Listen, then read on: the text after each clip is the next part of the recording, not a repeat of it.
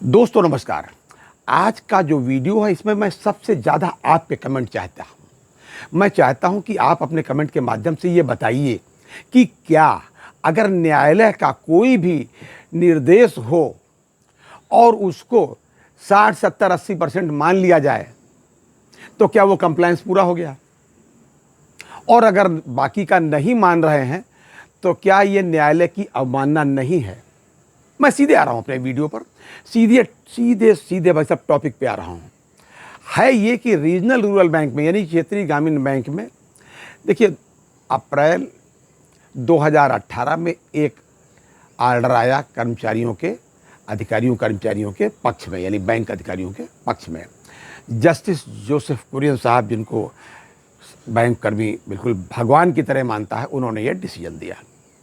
इसमें आरआरबी वालों को यानी ग्रामीण बैंक वालों को उन्होंने पेंशन दे दी कि भाई जब ये सभी काम वही कर रहे हैं और equal pay for equal work का जो फार्मूला है बहुत पहले लागू हो चुका है, सारे नियम इन पर लागू होते हैं, तो पेंशन क्यों नहीं।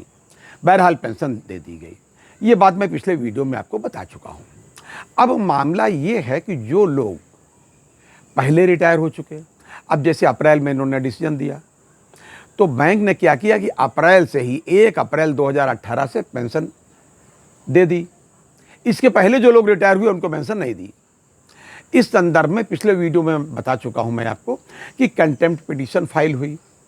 बहरहाल अभी भाई डिसीजन हो गया। डिसीजन क्या हुआ, एक इन्होंने सीधे चूंकि गलत कर रहे थे तो कंटेम्प्ट के अंतर्गत जेल न चले जाएं, इसलिए डीएफएस वाले आकर के सरेंडर किए, भाई साहब गलती हो गई, हम सब देने को तैयार है, एफिडेविट दे दिया उन्होंने। चलिए अच्छी बात है भाई, आपने देर सवेरी सही न्याय का सम्मान किया, न्यायालय के आदेशों का पालन किया। तो कोर्ट ने भी इनसे कहा कि पहले जाकर के कुछ कंप्लायंस करके आइए, कम से कम 50% कंप्लायंस करके आइए, तब दूसरी डेट देंगे। इन्होंने समय मांगा था मार्च 2025 तक का, और ये बात 2024 की है भाई साहब। तो उन्होंने कहा ये बाद में बताएंगे आपको, पहले आप कुछ करके आइए। खैर ये करके गए, फिर दोबारा गया तो फिर कोर्ट ने निर्देश दिया, यही सब होता रहा। आज मैं ये वीडियो में क्यों आपको बार बार ये दोहरा रहा हूँ, दोहरा इसलिए रहा हूँ भाई साहब कि जब ग्रामीण बैंक में पेंशन नहीं थी तो जो लोग जो पहले रिटायर हो गए तो उनका जो भी प्रोविडेंट फंड था, ईपीएफ जो भी था, वो कंट्रीब्यूशन सहित उनको वापस कर दिया गया। अब ईपीएफओ की पेंशन उनके हिस्से केवल बची, वही जो अनऑर्गेनाइज सेक्टर की होती है, जिसमें 1000-1500 रुपया पेंशन मिलती है, जो भी इसी तरीके से। खैर बाकी पैसा वापस मिल गया। जब ये पेंशन हुई तो उनसे कहा गया कि इतने दिनों से ये पेंशन आप ले रहे थे, ये चीज़ आपकी ऑलरेडी पे हो चुकी, इसलिए पेंशन के दृष्टिकोण से ये कैलकुलेशन बनता है, आप भाई साहब इतना पैसा जमा कर दीजिए। तो लोगों ने अपना पैसा जमा कर दिया और पेंशन उनको मिल गई। ये अलग बात है, जब कंटेम्प्ट फाइल हुआ तब उनको 1 नवंबर 93 से अब पेंशन मिली है, जो लोग पहले से भी रिटायर हो गए। अब मैं दूसरी बात बता रहा हूं जिसके लिए मैंने आज ये वीडियो बनाया।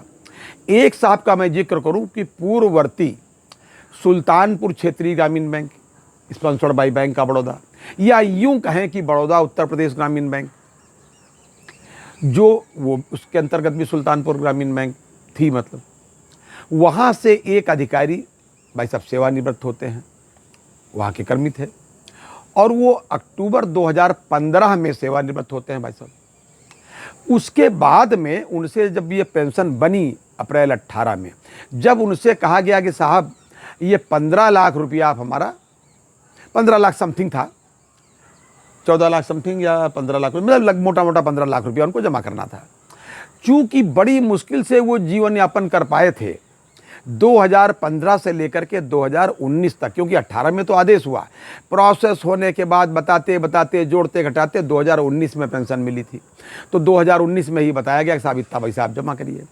आनन फानन में उन्होंने इंतजाम करने का प्रयास किया, लेकिन जब से आदमी जीवन यापन कर रहा है 2015 से बिना पेंशन के, ईपीएफओ वाली पेंशन जो भी उनको 2-2,500 रुपया मिलती रही हो, कैसे जीवित थे मैं नहीं बता सकता।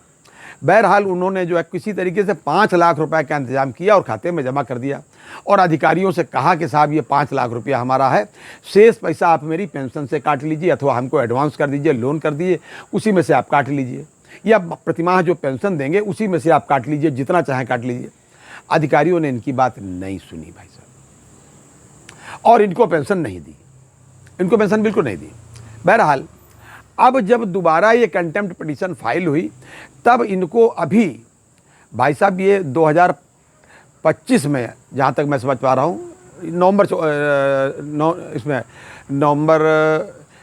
2024 में शायद इनको पेंशन मिल पाई है। अब नवंबर 2024 से इनको अब पेंशन मिली। वैसे खैर भाई इनको पेंशन मिल गई।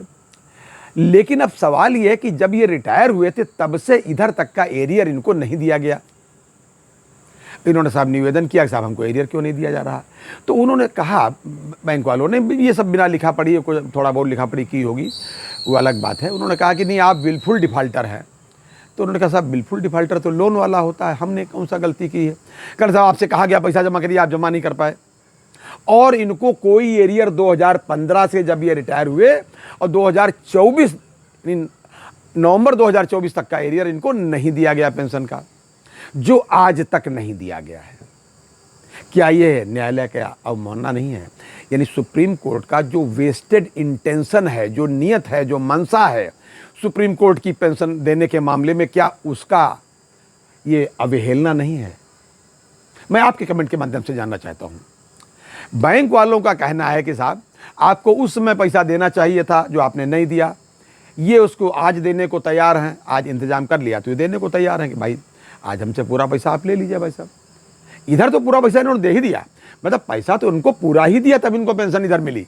ये सही पूरा 15 लाख दे चुके हैं। तो बैंक का कहना है कि नहीं साहब आप बिल्कुल डिफॉल्टर हैं, आपको 2015 में देना चाहिए। अगर कोई बैंक से भाई साहब ये पूछे कि आपको पेंशन नवंबर 93 से देना चाहिए, 1993 से आपने अभी तक क्यों पेंशन हमारी रोके रखी, आपने कम से कम नहीं तो अभी देखिए एक तो अप्रैल 18 से लागू की, तो अप्रैल 18 तक का जो आप ब्याज दोगे उस एरियर पर, जिन लोगों को एरियर दिया उस पर ब्याज दोगे। इनको तो एरियर भी नहीं मिला, ये अपना ब्याज भी नहीं मांग रहे और इनको अभी तक भाई साहब उस पेंशन का एरियर नहीं मिला है। मैं जानना चाहता हूं कि क्या ये अवहेलना है न्यायालय के आदेशों की या नहीं। दूसरी बात एक और, कंप्यूटर इंक्रीमेंट का जो इंक्रीमेंट का एरियर का सवाल है, तो इसके कैलकुलेशन में ढेर सारी गलतियां हैं, उनको भी सुधार करने में कोई रुचि ये आरआरबी वाले नहीं ले रहे हैं। है क्या मामला? ऐसा नहीं कि उनको कोई मैनेजमेंट ने मना किया हो, ऐसा कुछ भी नहीं है कि भाई आप इनका कैलकुलेशन न करिए। लेकिन जो स्टाफ है, मैं बहुत साफ शब्दों में कह रहा हूं, उसको लगता ही नहीं कि हम कभी रिटायर होंगे या हमारा ये जॉब चार्ट है।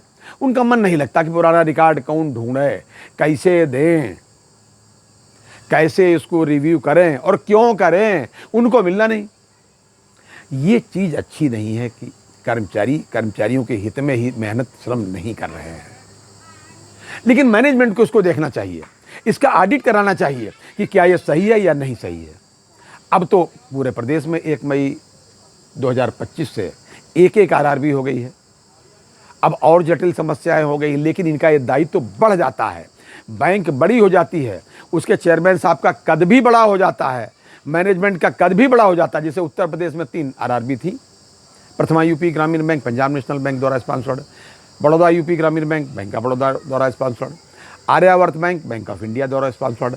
तीनों का जब एमलगमेशन हो गया, अब हो गई उत्तर प्रदेश ग्रामीण bank sponsored by bank of Baroda. अब इनके बैंक ऑफ बड़ौदा के अधिकारियों का, उनके चेयरमैन का और जो भी प्रतिनियुक्त पर आए हैं अधिकारीगण, उनका दायित्व तो बढ़ जाता है और उनका सम्मान और उनकी गरिमा भी इसी में है कि वो सबके साथ ईमानदारी से न्याय करें।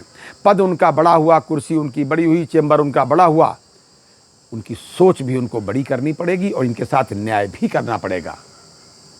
तभी ये सब जो है सुप्रीम कोर्ट के आदेशों का पूर्णतया परिपालन होगा, अन्यथा ये कंटेम्प्ट था, कंटेम्प्ट अभी भी शेष है। ये नहीं किसी की आप रुपया न दीजिए 1993 में, 93 से लेकर के 2023-24 तक आप मत दीजिए। उसके बाद में कहिए है साहब ले लीजिए, जब आपको जेल जाने की नौबत हो। उस पर अभी तक आपने कोई ब्याज भी नहीं दिया, न ब्याज की कोई प्रस्ताव रखा। और जो लोग, जैसे जिनका मैंने एग्जाम्पल दिया सुल्तानपुर ग्रामीण बैंक के एक अधिकारी का, मैं उनका नाम भी कोट कर सकता हूँ। कोई हमसे कमेंट मांगे कि साहब गलत वीडियो बनाते हैं, तो मैं उनका नाम और सारा डिटेल उसमें डाल सकता हूँ अपने वीडियो में कि साहब इनको क्यों नहीं दिया जा रहा है। और ये एक नहीं है, अकेले नहीं है। ये था आज तक का अपडेट और अगला वीडियो हमारा DRT पर होगा। वो आरआरबी के लोग या अन्य बैंकों के लोग जो डीआरटी के अंतर्गत आते हैं, उनको भी पेंशन जो सुप्रीम कोर्ट ने पहले आदेश दिया है उसके अनुपालन में मिलना चाहिए। क्योंकि सुप्रीम कोर्ट से बड़ा तो कोई है नहीं। न्याय की बात हम करें कि साहब ये सही नहीं है, ये गलत नहीं है, जो सुप्रीम कोर्ट ने डिसाइड किया उसके ऊपर तो कोई कमेंट नहीं कर सकता। अगला वीडियो उस पर होगा, तब तक के लिए इजाज़त दीजिए और हाँ, अपनी सेहत का पूरा ध्यान रखिए। जय हिंद, जय भारत, नमस्कार।